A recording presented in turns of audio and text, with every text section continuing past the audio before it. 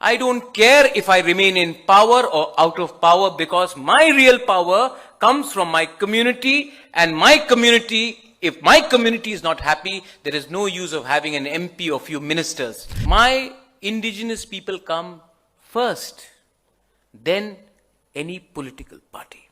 Today, we have become weak. Where is that Manipur gone? You could resist the mighty British Empire today. The same people, your ancestors, not the Maharaja, the common people of Manipur defended the soil of Manipur, and the British never had it easy.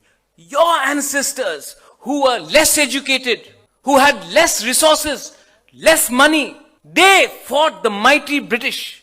And today, the children, you all, cannot stand up for your next generation. How can a community which has survived for thousands of years suddenly be on the verge of extinction?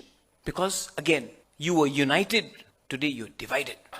If we have to achieve something, then simply protesting will not happen.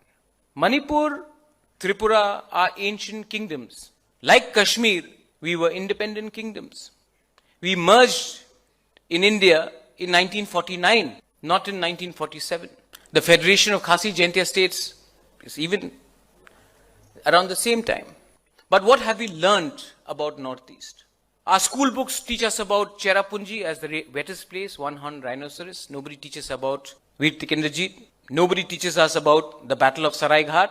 Nobody teaches us about Rani Gaidilu. Nobody teaches us about the Maharajas of Tripura. Today we are dictated in our education books, we are dictated by what others want us to learn. How do you kill your next generation when you don't give them information about your own identity?